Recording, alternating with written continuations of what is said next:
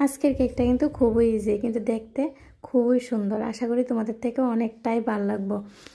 তো ভিডিওটা কিন্তু একটু স্কিপ করবে না, স্কিপ না করে দেখতে থাকো আজকের কেকের ডিজাইনটা আমি কি করে বানাইছি।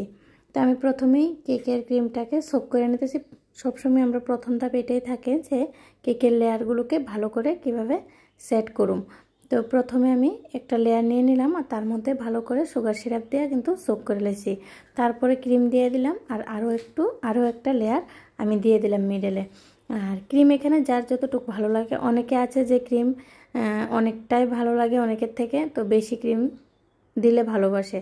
আবার অনেকে আছে যে ক্রিম একদমই ভালো লাগে না, তো ওরা বলে দিয়ে যায় যে ক্রিম একদম কম দেবেন। তাও আমি ক্রিমটা নর্মালি আমি কেকের মধ্যে ক্রিমটা একটু কম ইউজ করি, কারণ কেকের মধ্যে কেকটা একটু বেশি থাকলেই আমার মনে হয় খেতে ভালো লাগে। তার লেগে কিন্তু আমি ক্রিমটা কিন্তু সবসময় একটু কম ইউজ করি।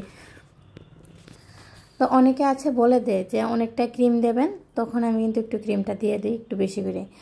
তো আমি মিডলের লেয়ারটাও দিয়ে দিলাম আর সোক করে নিলাম সেমভাবে। আবারও আমি ক্রিম দিয়ে আবারও আরও একটা লেয়ার দিয়ে দিলাম, আর সেই লেয়ারটাকেও আমি কিন্তু বালা করে ক্রিম দিয়ে সোক করে লেছি। এখন কিন্তু আমি ক্রাম কোটিং করে লেতেছি। তো সুন্দর করে ক্রাম কোটিং করে নিতে হইব। প্রথমেই কেকটার লেয়ারগুলো সেট করে ক্রাম কোটিং করতে হইব, তা নাহলে কিন্তু যখন ফিনিশিংটা দেওয়া হইব তখন কেকের ক্রামগুলো কিন্তু ক্রিমের লগে আয়া পড়বো আর কিন্তু দেখতে একদম ভালো লাগতো না, আর ফিনিশিংটা দিতে অনেকটাই সমস্যা হইব। কিন্তু তার লেগে কিন্তু ভালো করে ক্রাম কোটিং করে নিতে হইব।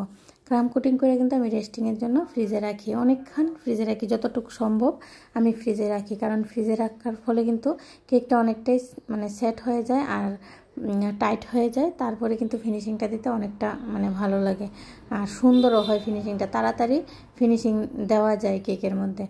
যখন কেকটা টাইট হয়ে যাবে তখন কিন্তু তাড়াতাড়ি ফিনিশিং দেওয়া যাবে, ফিনিশিংটা দেখতেও কিন্তু অনেকটাই ভালো হইব। তো এখন দেখো আমি সুন্দর করে ক্রিমটারে লাগাই নিয়েছি, আর ক্রিমটা লাগানোর লেগে কিন্তু আমি ক্রিমটারে পাইপিং ব্যাগে ভালো করে ভরে নিয়েছি। আর একটা নোজাল ইউজ করছি রাউন্ড শেপের, যে একদম স্মল নোজালটা আছে, একদম স্মল বললে ভুল হবে, মিডিয়াম সাইজের যে নোজালটা আছে ওই নোজালটা কিন্তু আমি ইউজ করছি। একবারে বড় নোজালটা ইউজ করলে আবার ক্রিমটা একটু বেশি হয়ে যায়, তার কারণে কিন্তু আমি মিডিয়াম শেপের নোজালটাই ইউজ করেছি। আর তোমরা চাইলে নোজাল নাও ইউজ করতে পারো, চাইলে তোমরা পাইপিং ব্যাগটাকেও কাট করেও কিন্তু কেকের মধ্যে ক্রিমটাকে ভালো করে লাগিয়ে নিতে পারো। তারপরে সুন্দর করে ফিনিশিংটা দিয়ে দেবে। আর ফিনিশিং দেওয়ার সময় বুঝতে পারবে যে যেসব সাইডে একটু ক্রিম দরকার পড়বে ওই সব সাইডে কিন্তু একটু ভালো করে ক্রিমটারে লাগাই নিলে তাহলে ফিনিশিংটা অনেকটাই সুন্দর হইব। তো ফিনিশিংটা সুন্দর করে দিয়ে দেওয়া অনেকটাই কিন্তু দরকার, তা না হলে কিন্তু কেকের ডিজাইনটা দেখতে একদম ভালো লাগতো না। যখন কেকের মধ্যে ওভার নোজালের কাজ থাকে, অনেকগুলো নোজালের কাজ, তখন ফিনিশিংটা একটু সমস্যা হলেও সমস্যা হয় না। কিন্তু যখন একবারই নর্মাল থাকে, ডিজাইন একদম থাকে না কেকের মধ্যে, তখন কিন্তু ফিনিশিংটা একটু ভালো করে দিতে লাগে।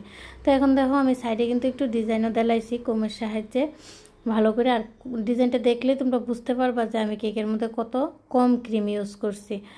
তো আরও যদি আমি বেশি করে ক্রিম ইউজ করতাম কেকটা দেখতে কিন্তু আরও অনেকটাই বড় লাগতো, কিন্তু আমি যেহেতু কম ক্রিম ইউজ করি তাই আমার কেকটা দেখতে একটু ছোট লাগে।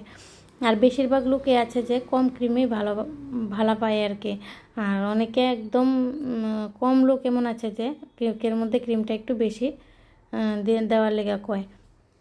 তো এখন দেখো আমি নোজাল লয়ে লাইছি, আর নোজালের ভিতরে কিন্তু 3টা কালার নিয়ে নিছি, আর 3টা কালার দিয়ে কিন্তু সাইডের বর্ডারটা দিলাইতেছি ফ্লাওয়ার বানাইয়া, নোজালের সাহায্যে ফ্লাওয়ার বানাই। আর এই নোজালটার মধ্যে কিন্তু কোনো নাম্বার আসলো না, আমি অনেকবারই তোমাদের সাথে শেয়ার করছি যে আমি কোন নোজালটা দিয়ে এই ফ্লাওয়ারগুলো বানাই।